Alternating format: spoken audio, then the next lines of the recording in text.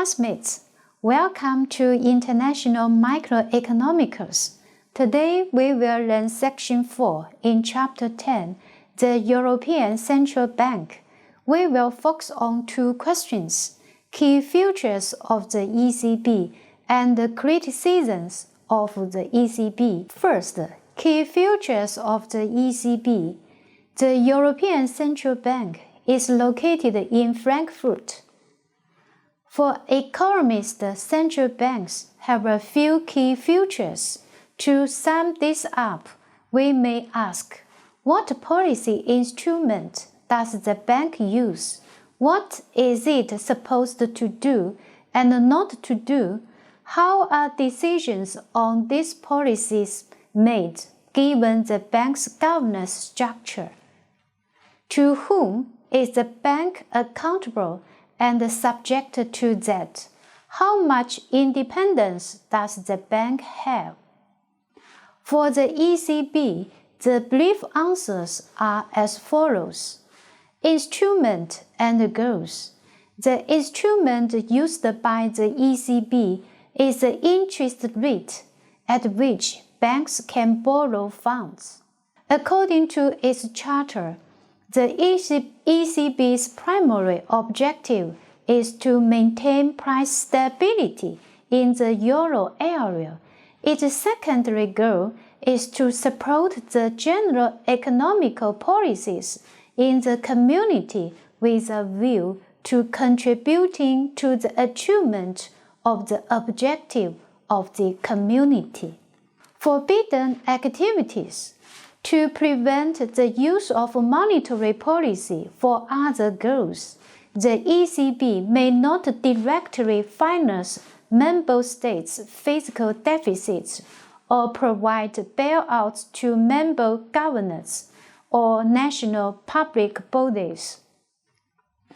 In addition, the ECB has no mandate to act as a lender of the last resort by extending credit to financial institutions in the Eurozone in the event of a banking or financial crisis. Governance and decision-making. Monetary policy decisions are made at meetings of the ECB's Governing Council, which consists of the central bank governors of the Eurozone nations, national central banks, and the 6 members of the ECB's executive board. In practice, most policy decisions are made by consensus rather than by majorities voting. Meetings are usually held twice each month. Accountability and independence. No monetary policy powers are given to any other EU institution. No EU institution has an informal oversight of the ECB, and the ECB does not have to report to any political body, elected or otherwise. The ECB does not release minutes of its meetings, of details of any votes.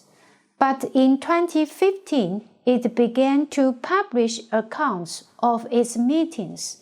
The ECB has independence not only with respect to its instrument, but also with respect to its goal. A small but growing number of central banks around the world have achieved some independence, but the ECB has more than most. Second, criticisms of the ECB. On all 4 points, the working of the ECB has been subject to strong criticisms. There is controversy over the price stability goal. The ECB chose to define price stability as a Eurozone consumer price inflation rate of less than but close to 2% per year over the medium term. This target is vague. The target is also asymmetrical. There is no rule bound to guard against deflation.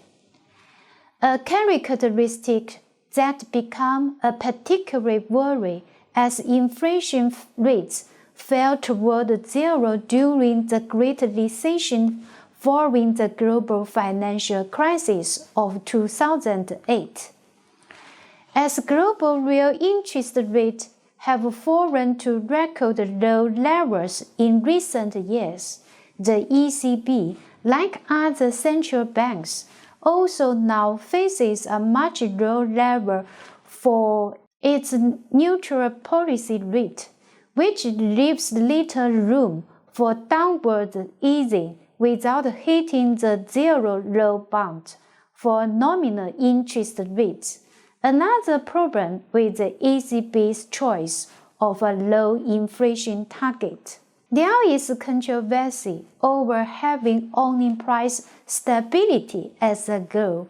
On paper, the ECB technically has a secondary goal of supporting and stabilizing the Eurozone economy, but in practice, the ECB has acted as if it places little weight on economic preference, growth, and unemployment, and where the real common is in the business cycle.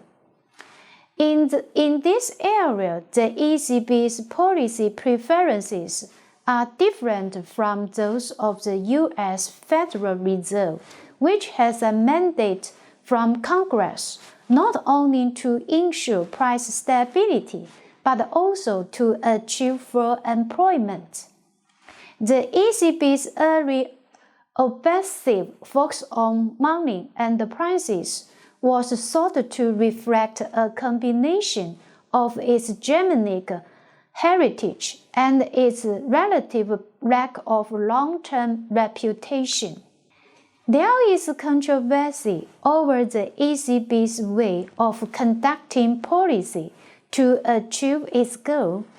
In addition to the first pillar, which uses as an economical analysis of expected price inflation to guide interest rate decisions, the bank has a second pillar in the form of a reference value for money supply growth, 4.5% per annum.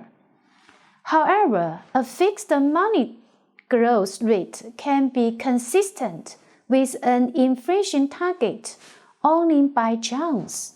For example, in the quantity theory model, which assumes stable level of nominal interest rates, in the long run, inflation equals the money growth rate minus the growth rate of real output. So the ECB's twin pillars will make sense only if real output just happens to grow at less than 2.5 per year, for only then will inflation be at most 4.5 minus 2.5 equal 2% per year. Perhaps aware of the inconsistency of using two nominal anchors, the ECB has given the impression that most of the time it ignores the second pillar. Concern about money supply growth is occasionally expressed. There is controversy over the strict interpretation of the forbidden activities rules. What happens in the event of a large banking crisis in the Eurozone? When banking crises hit other nations, many central banks would choose to extend credit to specific troubled banks or to relax lending standards to the banking sector as a whole, and they could print money to do so. In the Eurozone, officially the ECB can print the money, but it cannot implement either type of additional lending The national central banks of countries in the Eurozone can do the lending but cannot print the money.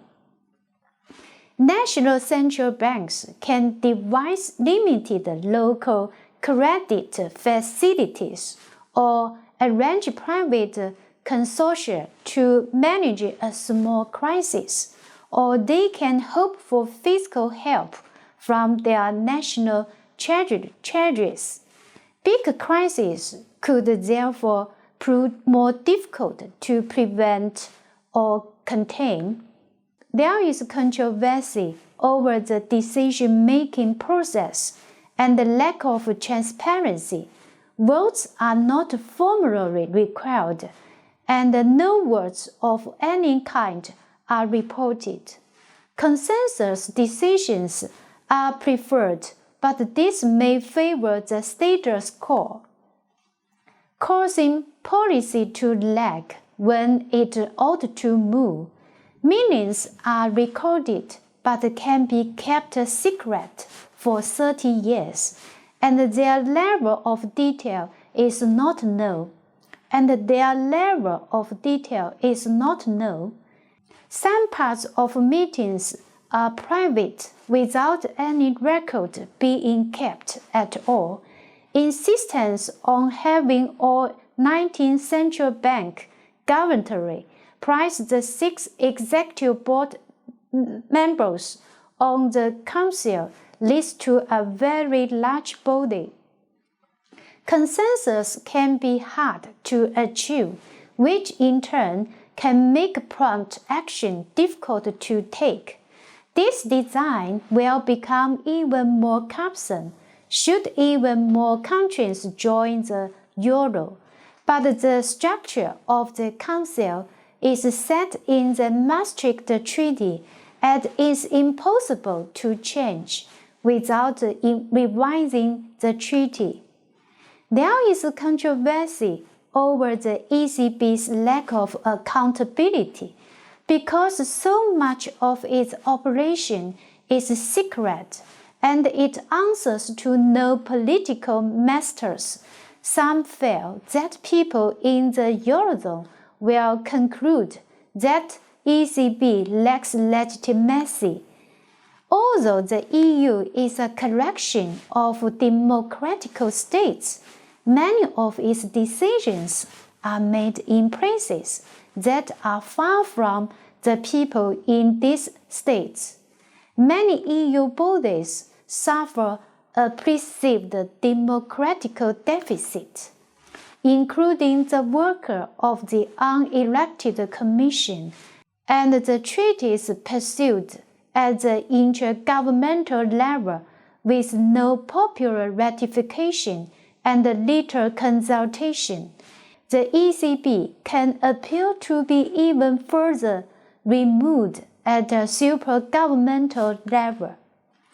There is nothing akin to the U.S. requirement that the Federal Reserve Chairman regularly answer questions from Congress.